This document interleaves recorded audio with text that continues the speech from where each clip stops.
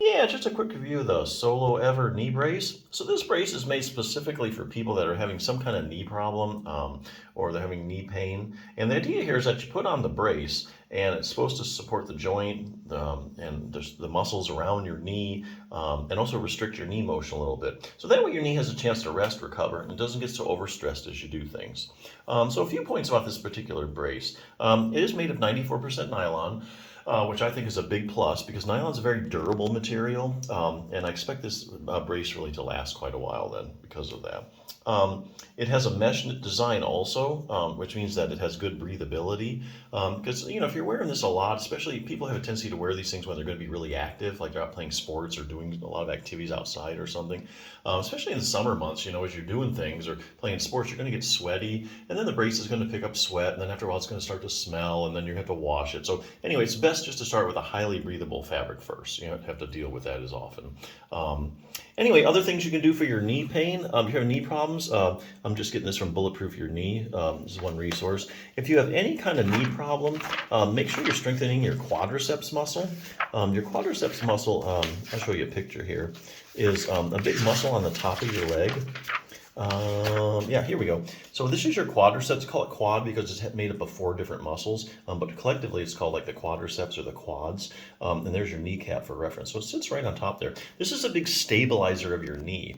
Now, what researchers are finding when they look at people with various knee problems, that if they test all the muscles around the knee, it's basically just your quadriceps that shows a lot of decreased strength, more than it should.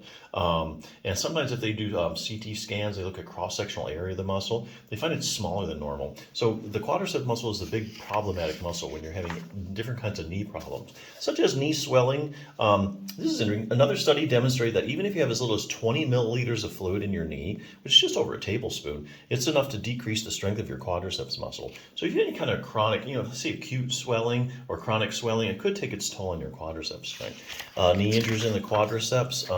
If you've broken a lower leg bone, like your tibia, if you have prior knee surgery where they open up the knee joint, research look at people like that. They get around to testing their strength of their muscles later on. They find they're weaker than normal. Ligament injuries in the quadriceps. This is a big one. The anterior cruciate ligament, also known as the ACL. You've heard a lot of football players tearing their ACL.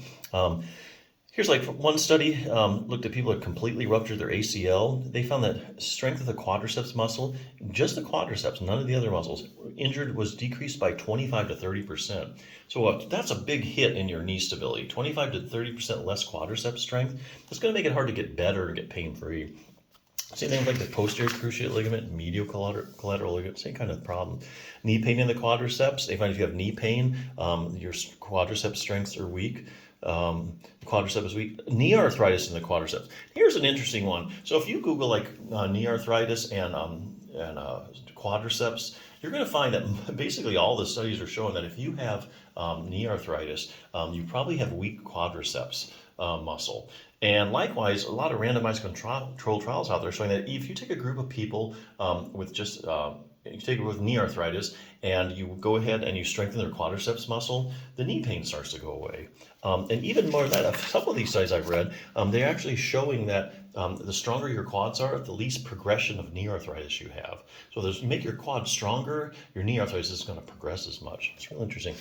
Patellofemoral pain syndrome, the list goes on and on. If you have any kind of knee problem, even if you just have knee pain, you don't really know what's wrong, definitely strengthen your quadriceps muscle. At least do one exercise. Fine-tune control over your knee. Here they're talking about your hip. Sometimes you have terrible knee pain and there's nothing absolutely wrong with your knee. It's just the problem is really going on up here at the hip. So a classic case is iliotibial band syndrome. You take a group of people with iliotibial band syndrome, you test the strength of their hip muscles, you're going to find they have unusually weak hip abductors. And likewise, here again, just like with knee arthritis, there's randomized controlled trials out there showing that if you strengthen your hip abductors, the iliotibial band syndrome starts to go away. So, real interesting. Optimize knee flexibility. Well, we all know your knee has to be able to bend and straighten sufficiently. A lot of people don't know is that your knee actually rotates. About the last 10 to 15 degrees of you straightening your leg out, it actually rotates laterally or out to the side. And here's a little test to see if you have that accessory motion. So that's actually something you can fix. You can stretch it out and make it more flexible. But an accessory motion that you definitely have to have. Other things you can do, increase dynamic knee stability. Here they're talking about proprioception. So proprioception is your position sense. So if I turn the lights out now, all of a sudden, you will probably be able to tell me whether your knee was bent or straight in the dark, right? Um, that's because your brain gets constant feedback. There are joint receptors, there are receptors in your muscles around the knee. And what they do is they give your brain constant feedback as to where your knee is in space.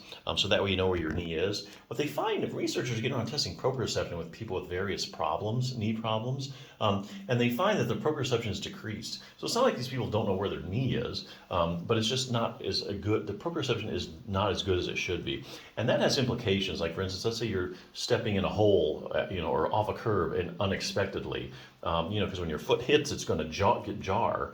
But if you have that proprioception is exactly what it's supposed to be, you can contract those muscles real quick, in milliseconds before your foot hits the ground. So a lot of implications for that. But anyway, lots of stuff you can do if you know how. But hey, nothing's as quick as putting on a brace. A lot of people report, with the instant support, the pain feels better. So yeah, it's a good brace. Check it out.